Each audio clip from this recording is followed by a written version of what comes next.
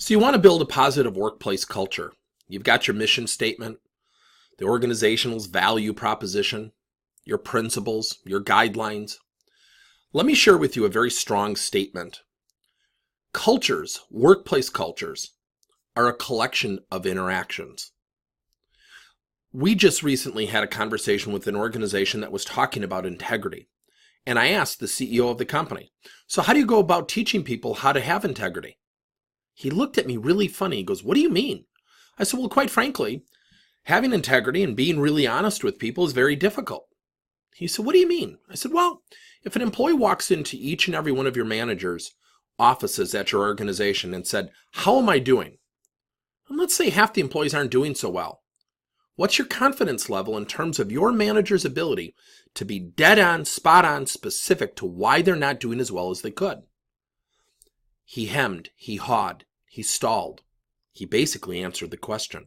I said, look, I'm not trying to be difficult, but when I hear organizations want to have positive workplace cultures, it really starts not just with the principles, which are very important, but our ability to coach to those things.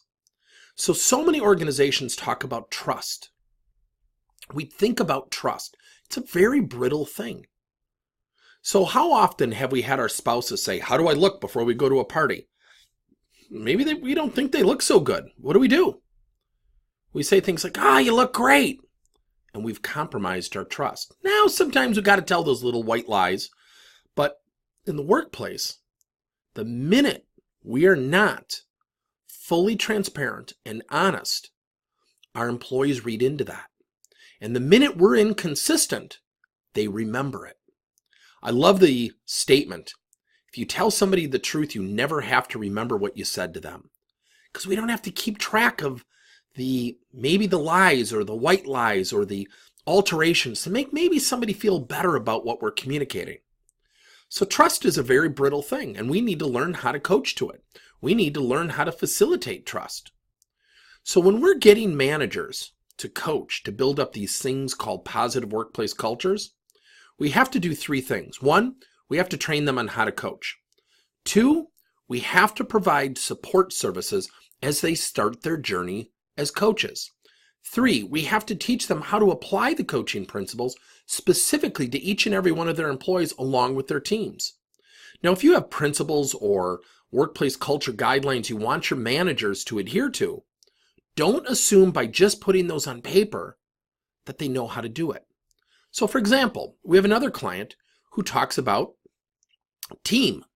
We've got to have the power of the team. I said, awesome. How do your managers specifically facilitate a sense of team, and how do they go about creating actions that facilitate great teamwork? The human resource manager looked at me and her jaw kind of dropped. She said, boy, that's a great question. See, what happens is we come up with these taglines, these mission statements, these values, these organizational principles. And believe me, I'm not putting those down. They're very valuable. But we cannot assume without coaching that our managers are going to apply them. And if our managers are not coaching, guess what? It can undermine the very principles you may be seeking in your organization. So if you're interested in how to apply workplace mentality, workplace culture, and have that driven by coaching strategies, I would love to talk with you. Thanks. This is Tim Hagen from Progress Coaching.